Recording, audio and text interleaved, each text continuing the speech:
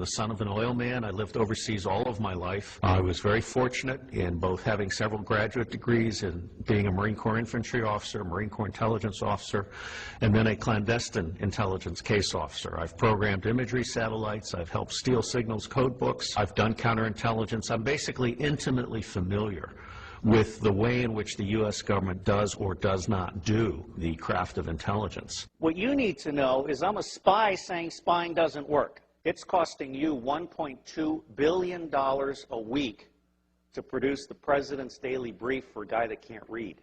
People don't realize this. Apart from the fact that NSA is 1950s mindsets with 1970s technologies, SAIC completely screwed up Trailblazer, Echelon is baloney.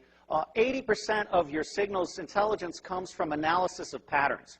So you don't need to violate privacy. All you need to know is that Schmuckhead is calling Afghanistan once a week. General Shinseki knew exactly what was needed to make Iraq go right, and Paul Wolfowitz lied to Congress and said they'll receive us like liberators and stuff. If I had been General Shinseki, I would have grabbed Wolfowitz by the neck and thrown him down the steps of Capitol Hill. You don't let people lie like that. It's unprofessional to confuse loyalty with integrity. And we have had a failure of generalship in America. Our generals have been too eager to keep their stars and not eager enough to think for themselves and uphold the Constitution. Smedley Butler, the highest decorated Marine, said, war is a racket. War is a racket. War is a racket, and the only reason it's happening is because the American public is lethargic. Blog that.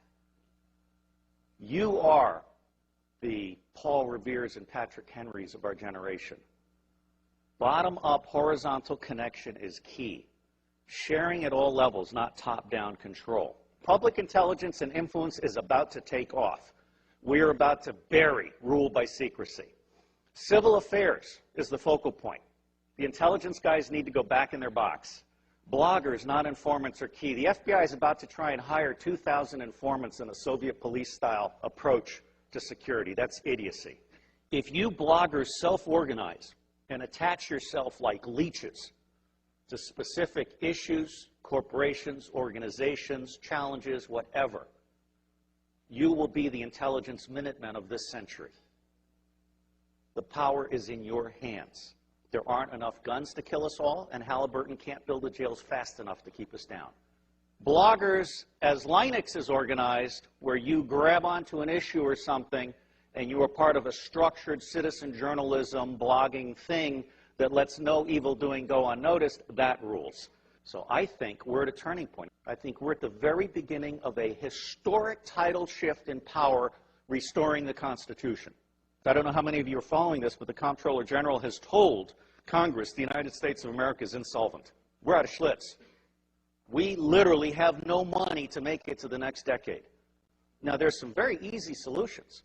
I can eliminate all income taxes tomorrow and have more than enough money to fund the government by using some other guy's bright idea. We tax the Federal Reserve at 0.0006, doubles our money until we decide to put them out of business permanently, because we certainly should not have central banks. We've put together an electoral reform pledge, and it's my view that any member of Congress, any member of the Senate that refuses to sign both the constitutional pledge, supporting the Constitution, and the electoral reform pledge should be put out of business. And I believe that will be 95% of all of these people. It may be time to literally dump Congress on its ass and start over. The government has gotten stupid to the point that it can't write a statement of work. And so they ask the contractors to write a statement of work, and the contractors write a statement of work saying, you need more of what I haven't been able to sell. And the government says, oh yeah, right, good. Put it in the budget. This is real shit. I can crack all 10 of the top-level threats to humanity in less than 25 years for less than 1/3 of what the world is spending on the military. Blog that. And I will tell you the price of buying back the United States government. It's $500 million a year. In the early 90s, Newt Gingrich and the Republicans got together. Their plan is now on the street. It's been exposed by a Columbia professor. They concluded that they could buy the United States government from school board to State House to White House for $300 million a year, and by golly, they did. And every single member of Congress is impeachable for having abdicated their Article I responsibilities under the Constitution and serving as foot soldiers for the president and his mendacious vice president. If you confiscate all the wealth in the world, which I do not advocate, all you have is a $5 bill for every one of the 5 billion poor on the planet. For what we have spent on the Iraq War, I could have given a free cell phone to every one of the 5 billion poor on the planet. I could have taken the 10% residual capabilities on DoD satellites, abandoned communication satellites, and I could have provided free T1 to the Southern Hemisphere. Blog that. That's the kind of stuff we have to do. Because if we don't do that, those 5 billion people, instead of producing wealth that stabilizes the earth, are going to produce plagues, epidemics, criminal gangs, drugged up people. Ralph Peters, a friend of mine, and the bottom line here is the only path to wine, women, and wealth for badasses anywhere on the planet that have no money is guns.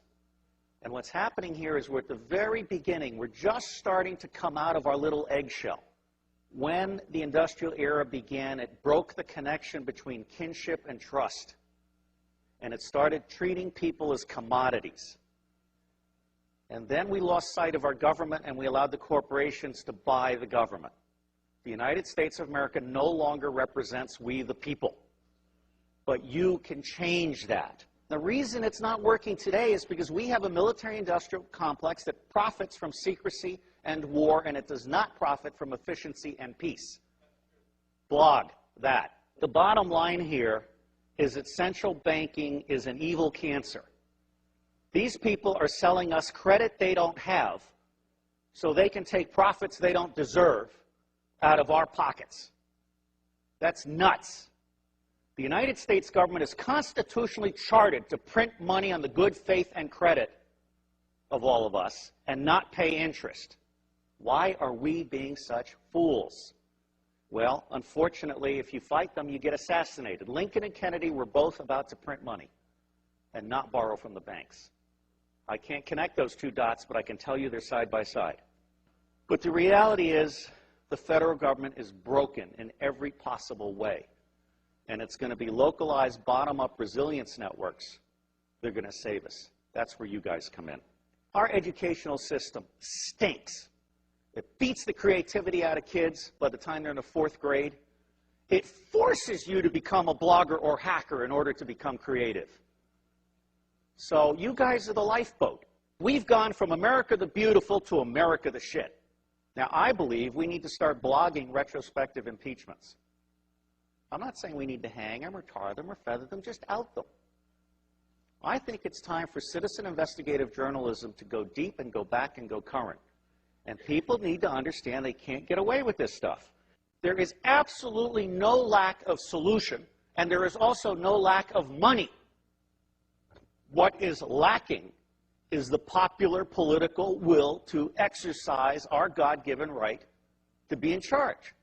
I got thrown off Fox News for saying the global war on terror wasn't real. Well, it's not.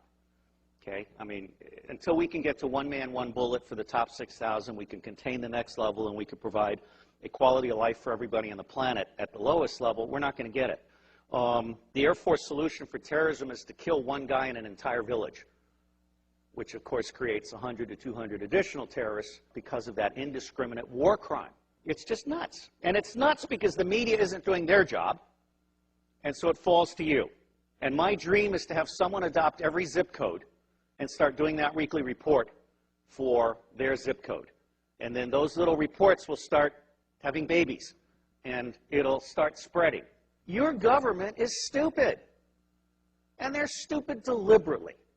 The intelligence community does not do open source information because they like to think that the cabinet departments are doing their open source information. That's not true. The cabinet departments don't know how to do decision support. What they know how to do is take stakeholder interests and turn them into policy that increases budget share.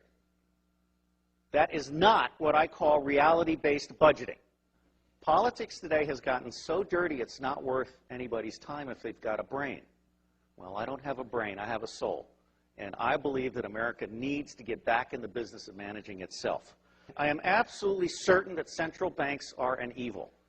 Central banks are screwing us all, or we'll have it right. We are pigs being harvested for profits. I do believe there are secret societies, although, you know, given a choice between conspiracy and incompetence, I generally go with incompetence. The Bilderberg Group, I just saw a list of who attended the last time, and it's almost a list of nobodies who want to be somebodies combined with somebodies on their way down. You know, I'm not that impressed.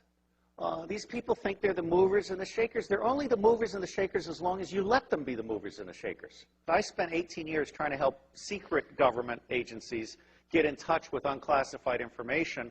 And Tom Atlee sent me an email, and he had this little signature blog where Buckminster Fuller said, don't try and heal a broken system, create a new system that replaces it. So I'm honored to be here to set the tone for you guys. And my bottom line is, don't waste your time on the federal government. It's going away. There are 27 secessionist movements. There are 9 distinct nations in North America. I anticipate some virtual separation in the Republic. And I think that you're going to find that, like Vermont, for example, is all of a sudden going to be seen by the rest of America as exactly where we want to be, or Seattle. And so that's called the spike theory of change. As soon as one state gets it perfect, it's going to spread like wildfire.